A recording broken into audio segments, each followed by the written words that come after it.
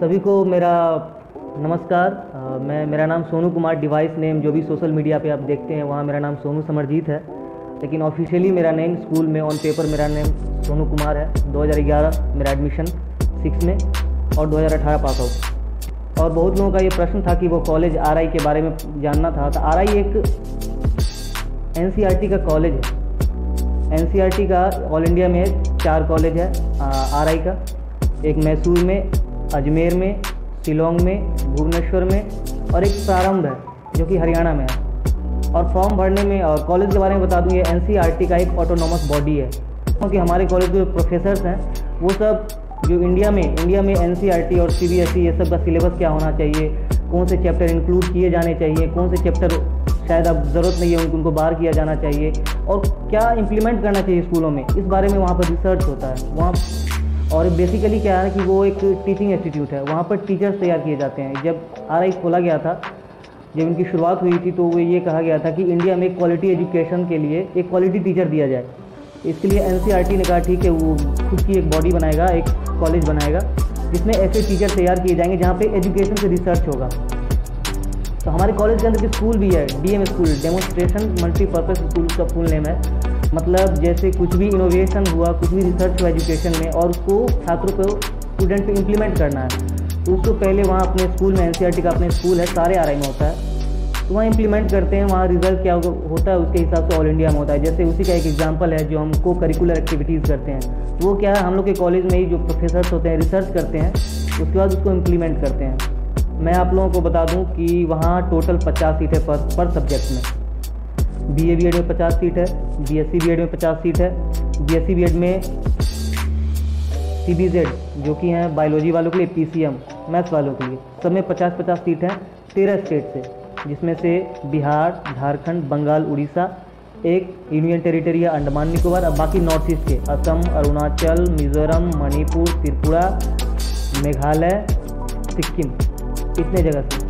और उसमें फिर जोन बांटा गया है। और वहाँ पर मैं बता दूँ कि जितने कोर्सेज अवेलेबल हैं, 4 साल का इंटीग्रेटेड कोर्स है बीए बीएड, 4 साल का इंटीग्रेटेड कोर्स है बीएससी बीएड, 2 साल का बीएड भी है, 2 साल का एमएड भी है, एमफिल भी है। और कुछ बच्चे जो साइंस वाले हैं, जो अभी जस्ट 12th किए हैं, जो साइंस वाले हैं, उनके लिए उनको मैं खास कर बता दूँ, एक कोर्स अवेलेबल है एमएससी एड का, जिसके कि 6 साल का कोर्स है, जिसमें आपको बीएससी, एमएससी और बीएड तीनों एक साथ इंटीग्रेटेड होता है, जो कि अवेलेबल है ओनली आरआई मैसूर में। अगर आप फॉर्म भरेंगे तो अगर आप ये ऑप्शन चुनते हैं, अवेलेबल है, अगर आप एलिजिबल हैं, 12th आपका है साइंस से, तो इसके लिए आप एलिजिबल हैं, तो आप आरआई मैसूर के लिए भी ट्राई कर सकते हैं। 6 साल का कोर्स है, बीएससी, एमएससी और एमएड। और क्राइटेरिया भरने का क्या है, अगर आपका 12th में साइंस रहा है तो आप बीए बीएड के लिए भी एलिजिबल हैं, बीएससी बीएड के लिए एलिजिबल हैं। अगर आप 12th में आपका आर्ट्स है या कॉमर्स है तो आप बीए बीएड के लिए एलिजिबल हैं। जो कॉमर्स वाले हैं, बहुत लोग कॉमर्स वालों को रहता है कि नहीं वहाँ बीए बीएड है, बीएससी बीएड है, तो नहीं, जिनका 12th में कॉमर्स रहा है वो भी बीए बीएड वहाँ कर सकते हैं। एंट्रेंस देना है, वो बीए बीएड वहाँ कर सकते हैं, उसके लिए कोई दिक्कत नहीं है। मेरा खुद का रूममेट सिक्किम का है, वो 12th उसका कॉमर्स से था, लेकिन वहाँ बीए बीएड कर रहा है। और ऐसा नहीं है कि सिर्फ जिन्होंने अभी जस्ट 12th पास किया उसके लिए कोर्स है। जिन्होंने एक साल ड्रॉप भी करके आप चाहते हैं आना तो कोई बात नहीं है, साथ में आपको एक साथ 2 बैचलर डिग्री मिलेगी। एक आपको मिलेगा ग्रेजुएशन का, जो कि बैचलर ऑफ और बीएससी होगा या फिर बैचलर ऑफ आर्ट्स होगा, और दूसरा आपको मिलेगा बैचलर ऑफ एजुकेशन का। तो 2 बैचलर डिग्री आपको एक साथ मिलेगी, 1 साल का बचत होगा। तो 1 साल ड्रॉप करके आप सोचते हैं कि जाना सही नहीं है, ऐसा मत सोचिए, आप बिल्कुल आ सकते हैं। एक तो सिलेक्शन क्राइटेरिया बता दूँ, 12th के मार्क्स आपने उसमें इम्पॉर्टेंट हैं, और आपका जो एंट्रेंस एग्ज़ाम होगा उसके मार्क्स भी इम्पॉर्टेंट हैं। तो आपका जो एंट्रेंस एग्ज़ाम है वो होगा 160 मार्क्स का, जिसमें से 80 क्वेश्चंस होते हैं, पर क्वेश्चन 2 मार्क्स का होता है, और एक गलत आंसर पे हाफ मार्क्स कटते हैं। और वो 80 क्वेश्चंस में 25 होते हैं इंग्लिश के। इंग्लिश थोड़े स्टैंडर्ड होती है, जो आपको इंग्लिश होगा 25 नंबर का। उसके बाद होगा रीजनिंग और जनरल अवेयरनेस, वो होगा 25 नंबर का।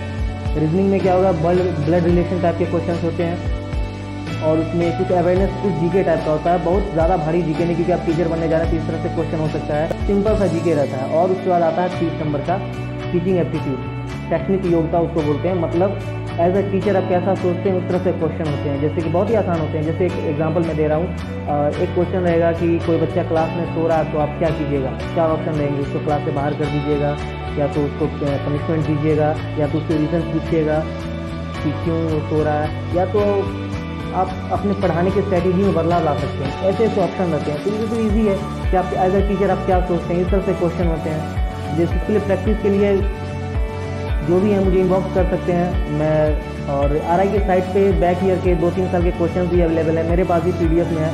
जिसको भी चाहिए होता है मुझे बस व्हाट्सअप करें, मैं उसको पीडीएफ भेज देता हूँ, आइडिया बताता हूँ। आप 2 साल 3 साल बैक ईयर के क्वेश्चन बना लेंगे, उससे भी बहुत अच्छा आइडिया मिल जाता है।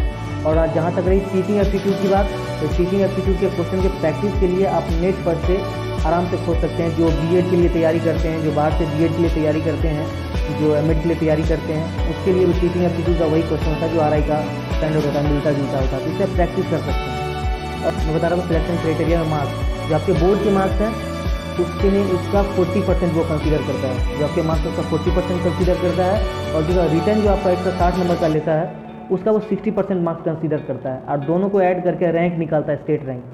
स्टेट रैंक आपका अगर अच्छा है तो आपको लेटर आएगा। ऐसा है कि मतलब जोन बटा हुआ है, बिहार और झारखंड एक जोन में है जहाँ से 12 सीट है, बंगाल और उड़ीसा अलग अलग जोन है जहाँ से 13-13 सीट है, और बाकी बच गए नॉर्थ ईस्ट और अंडमान निकोबार जो यूनियन टेरिटरी है, वहाँ से भी 13 सीट है, 12 सीट है। तो कुल मिला के 50 सीट है। तो जोन वाइज है। तो बिहार झारखंड से 12 सीट है, तो कभी बिहार से 9, झारखंड से 3 ले लेता है, कभी बिहार से 7, झारखंड से 5 ले लेता है। तो वो जोन के अंदर फ्लक्चुएट करता रहता है नंबर, कोई बड़ी बात नहीं है। मेरे बैच में भी बिहार से 8 हैं और झारखंड से 4 हैं, लेकिन वो बिहार से एक वो PW कैटेगरी का है, मतलब डिफरेंटली एबल्ड जिसको बोलते हैं, उस कैटेगरी से है। जनरल में 3 सीट है, उसमें कोई भी आ सकता है। फिर OBC से 2 सीट है, SC ST से 1-1 है। या तो ST बिहार में कम ही होते हैं तो SC से 2 ले लेता है, उसमें लिए कोई ये नहीं है। और PWD से रहता है कि उसका सीट फिक्स नहीं है, या तो झारखंड कोटा से उसको ले लेगा या फिर बिहार से भी ले सकता है।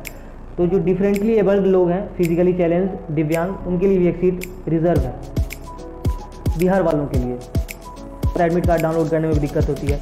तो जब आप फॉर्म फिलअप करते हैं तो उसमें एक आपका अकाउंट बन जाता है, जो साइट है उस पर आपका एक अकाउंट बनता है, उसमें आप फॉर्म भरते हैं। तो उसी में आपका जो अकाउंट में ही आपका एडमिट कार्ड आता है, अकाउंट में ही आपका रिजल्ट भी आता है। रिजल्ट के लिए भी ऐसा नहीं है कि कोई ओपन साइट से आप सर्च करेंगे sarkari-result.com वगैरह, नहीं, आपको अपना अकाउंट खोलना है, आपको उसी में आपका रिजल्ट भी भेजेगा, उसी में आपका एडमिट कार्ड भी भेजता है। तो जो आप फॉर्म भर रहे हैं तो उसमें एक और बात बता दूँ, फॉर्म जो भी भरेंगे, अभी डेट है तो उसमें फाइनल सबमिशन से पहले पूरे तरह से एश्योर हो जाएं। उसमें एक और बात है कि अगर आपने फाइनल सबमिशन उसमें कर दिया, पेमेंट नहीं भी किया हो, फाइनल सबमिशन कर दिया तो उसमें फिर एडिट नहीं कर सकते हैं। तो आप फाइनल सबमिशन से पहले आप वो भी एक बार एश्योर हो जाएं कि हाँ अब मैंने सब कुछ सही भरा है। और बहुत लोग बोले थे मार्क्स कब अपलोड करना है, और ये ऐसा है कि आप मेल चेक कीजिए, मेल पे भी आता है कि मार्क्स अपलोड करने का, आपके फ़ोन पे भी मैसेज आएगा। और अब बीच बीच में आपका जो अकाउंट बना है, जैसे आपने फॉर्म भरा है उस पर भी आता है, इसमें आप मार्क्स आसानी से अपलोड कर सकते हैं। अगर एडमिट कार्ड की बात है तो जैसे ही एडमिट कार्ड भी वैसे अपना अकाउंट खोलिएगा तो उसमें आता है डाउनलोड, वो भी ब्लूम करता रहेगा, फ्लैश करता रहेगा, डाउनलोड योर एडमिट कार्ड, वहाँ से आप डाउनलोड एडमिट कार्ड भी कर सकते हैं।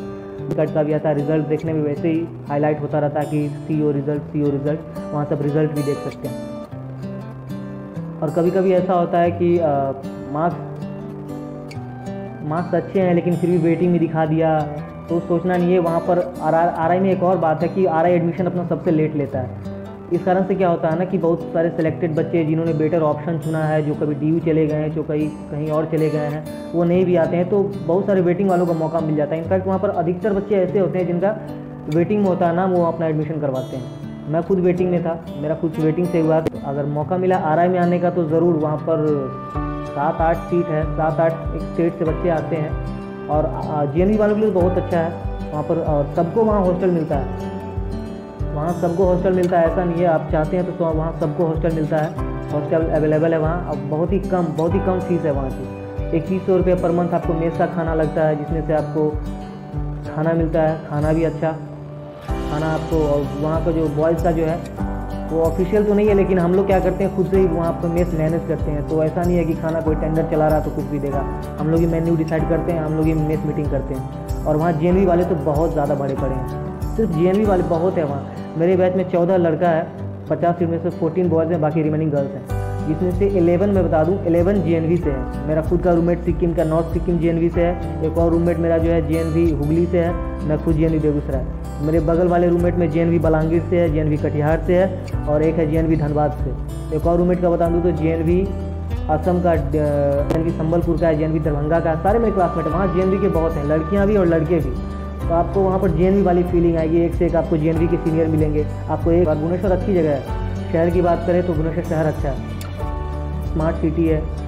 और RI के लिए ओरिजिनल मार्कशीट लगेगा या फिर डिजी लॉकर ऐप से डाउनलोड किया हुआ मार्कशीट अपलोड कर सकते हैं? तो वहाँ सारे डॉक्यूमेंट्स ओरिजिनल लगते हैं। आपके पास जो है ना, कोई एक दो डॉक्यूमेंट ऐसे होने चाहिए जो ओरिजिनल हो। एक दो अगर आप एक्सटेंड कर सकते हैं कि हाँ मेरा कहीं एडमिशन हुआ है, वहाँ से कैंसिल करवा के आपको दूंगा, तो आपको टाइम देते हैं, 1 सेमेस्टर का टाइम देते हैं। तो मैंने वहाँ दिया नहीं था डिजी लॉकर का, मैंने इलाहाबाद यूनिवर्सिटी में दिया था, वहाँ ईजिली एक्सेप्टेबल था। और मैंने DU में भी, दिल्ली यूनिवर्सिटी में भी गया था, वहाँ भी मैंने डिजी लॉकर का दिया था, क्योंकि मेरा RI में वेटिंग था, तो मैंने अपने बचा के रखे थे।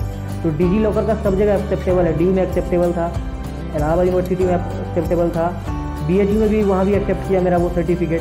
RI में मैंने सारे ओरिजिनल दिए थे, क्योंकि सबसे लास्ट वही ऑप्शन था, सबसे लास्ट में वहाँ एडमिशन होता है। लेकिन मेरी फीस स्ट्रक्चर की बात करें तो हाँ, मेस में आपको 2100 रुपया पर मंथ लगता है।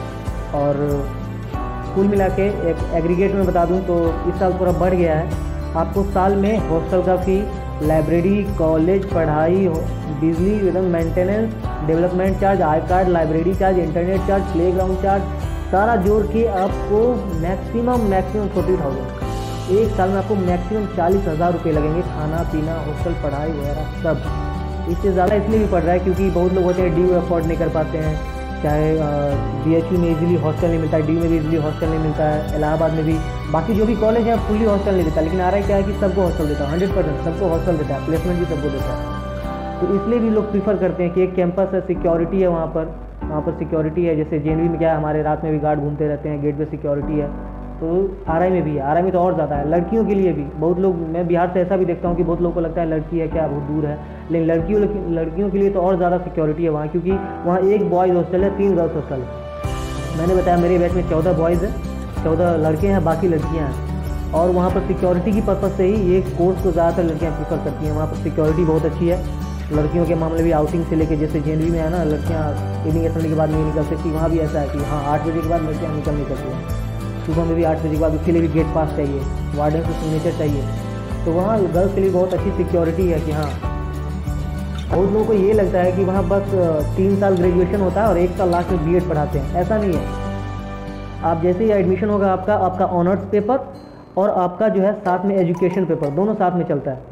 आप साथ साथ ऑनर्स भी पढ़ेंगे और BEd की पढ़ाई भी आप फर्स्ट सेमेस्टर से पढ़ना शुरू कर देंगे। वहाँ पर एक बहुत सारा डिपार्टमेंट होता है, एजुकेशन का डिपार्टमेंट है, आर्ट्स का डिपार्टमेंट है, साइंस का डिपार्टमेंट है। तो आप फर्स्ट सेमेस्टर से ही, इवन फर्स्ट क्लास जिस दिन अटेंड कीजिएगा, जैसे आप ऑनर्स पढ़ रहे हैं वैसे आप एजुकेशन पढ़ेंगे। आपको इंटर्नशिप में भी कोई दिक्कत नहीं होगा रहने वगैरह का। बस आराम से एक अपने बैचमेट के साथ इंटर्नशिप में जाइए, JNV में रहिए, वहाँ JNV आपको तो सिर्फ प्रोवाइड कराते हैं सारे फैसिलिटी। इंटर्नशिप का भी चक्कर नहीं है कि कहाँ रहना है, कहाँ ये करना।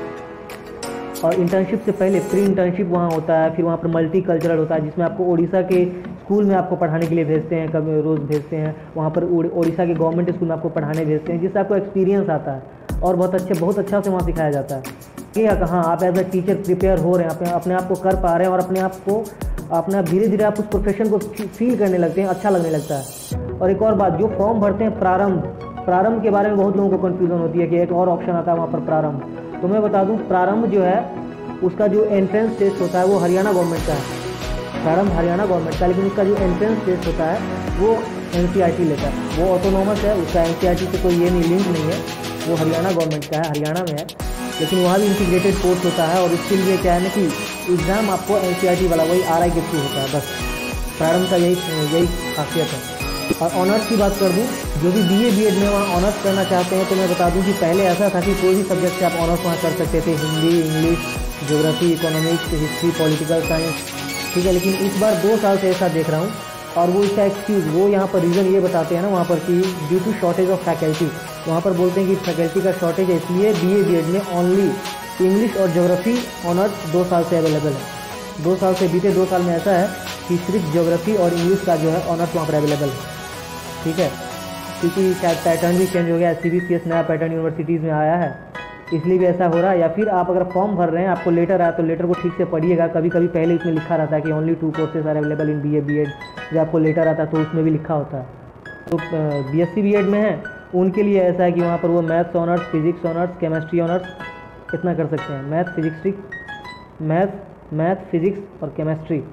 और जो बायोलॉजी वाले हैं उनके लिए वहाँ पर बॉटनी और जूलॉजी, ये दोनों ऑनर्स अवेलेबल हैं। बॉटनी और जूलॉजी का ये दोनों ऑनर्स वहाँ पर इजीली अवेलेबल है। बहुत बहुत धन्यवाद। और घर पे रहिए, सुरक्षित रहिए, कोरोना से बचे रहिए। बहुत बहुत धन्यवाद। बाय।